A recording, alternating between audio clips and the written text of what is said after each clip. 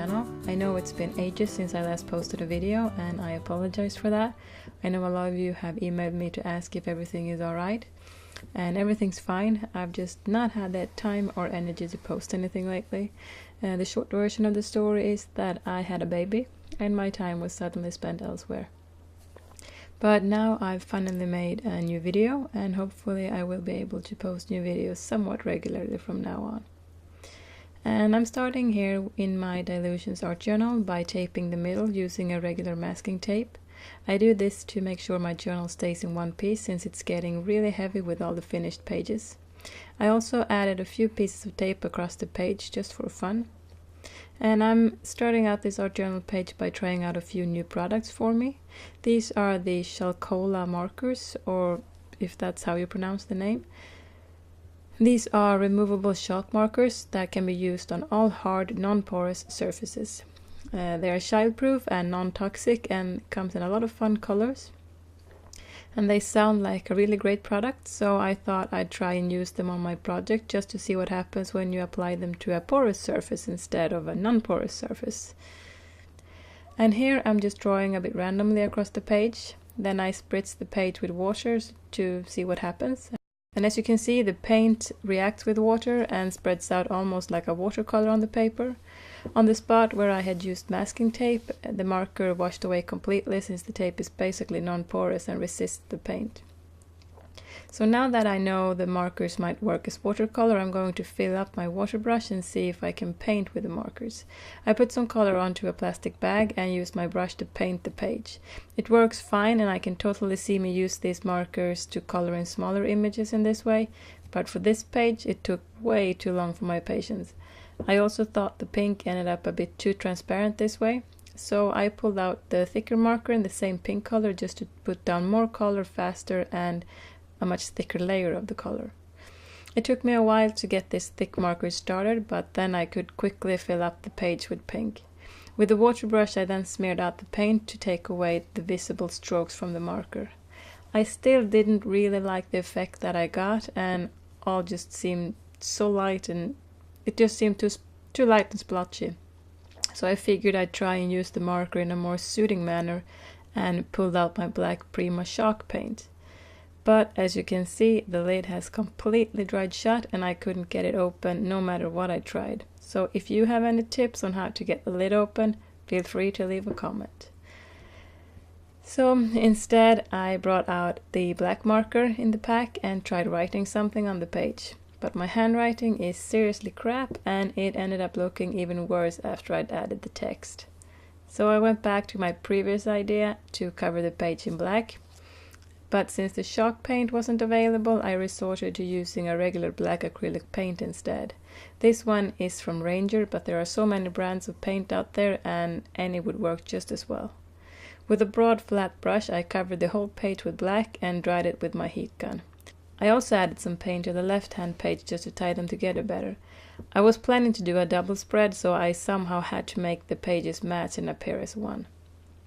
When the paint was dry, I used my Prima distressing tool to scrape away the paint all over the page, some random patterns. This brought out the pink color underneath in a way that I really liked. When I was happy with the result, I pulled out the stencil from Tim Holtz and placed it on my page. I then used the pink marker to fill in the empty spaces. It wasn't the easiest thing, and I had to go back over the flower one more time after the stencil was removed, but the result was good enough for me. I also attempted to do some freehand doodling in the bottom corner, but it didn't quite turn out so well. When I had done some more painting with the stencil, I realized I needed something more on the page. And due to me being in the middle of moving to a new house and having half of my craft room packed in boxes, I didn't really have access to my stamps. So I had to write my sentiment by hand on this page. And as we already learned, this isn't really my strongest skill, but it will have to work anyway. I again used the pink marker and started writing on the page. I struggled a lot with getting a straight line on my banner, but since this is chalk markers, I could use a wet wipe and start over when I made a mistake. When I was finally done with my writing and a little more doodling, I could see it didn't really look as nice on paper as it did in my head, mostly because I write like a 2-year-old. So in an attempt to rescue the page, I spritzed some water on a dry piece of tissue paper, and I did a few strokes down from the top to smear the paint a bit. I liked the way it was turning out, but I wanted an even more distressed look so I could cover up my ugly handwriting. So I spritzed a generous amount of water right onto the page and let it sit.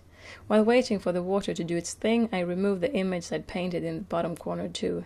It left a little bit of a ghost image behind, but it didn't matter because I can cover that up later. Then I used my heat gun to dry the page quite a bit before I used a dry paper towel to pick up the last remaining water from the page.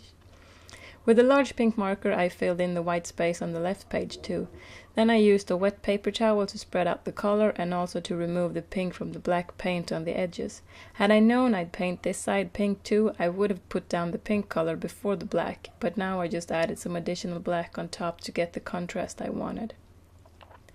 After the paint was fully dry, I pulled out a large 12x12 stencil from Prima. Unfortunately, I don't know the name of this one, but it is a few years old at least. I also brought out a jar of white gesso with a little bit of texture to it that I use as a base for when I paint on canvases, but as you can see, my plan to use it didn't quite turn out as great since the whole thing had dried up and turned into a slimy goo. Kind of fun in a way, but totally unusable right now. So what I did instead was take this light texture paste from Prima. It's very creamy and soft and I love working with this paste. It will dry white, but there are versions of it that is clear too if I'm not mistaken. I applied this paste on both pages to connect them together in a way. Then I added some pearls to some part of the paste and also a thin layer of super fine glitter, all from the same art supply line from Prima. And that's basically the finished page. As you can see on the left page, the blue-green color of the pattern that was already present on the page when I started is starting to show through the white paste. This was completely not what I intended, but I do kind of like the effect that it gives. If I'm not mistaken, the bottom layer was done with either distress ink or distress sprays. It might have been dilution spraying too, but all of the alternatives are paints that somehow reacts with water, so I assume the moisture from the paste activated the paint and brought it out. As you will see on the final image, the blue paint became even more visible after the paste had been given a few hours to dry. So that was all for this time. The page may not be the best I made, but I'm happy enough with how it turned out. The pink chalk will come off a bit if I really rub my fingers against the image, but for me that's not a problem in an art journal like this. I suppose you can spray it with a fixative if you wanted to. I was happily surprised with the way these markers worked on paper, and maybe I will practice my writing skills so I can write with these on my windows or something. That could be fun. If you're also interested in trying them out, the company that makes them have been generous enough to provide you with a 15% discount code that you can use. The code is valid on Amazon.com as well as the Chalkola website, chalkola.com. Just add the code 15OFF STR when you check out. You can also find the code together with additional information of the products I've used in the description below. Thank you so much for watching, and I'll see you again next time.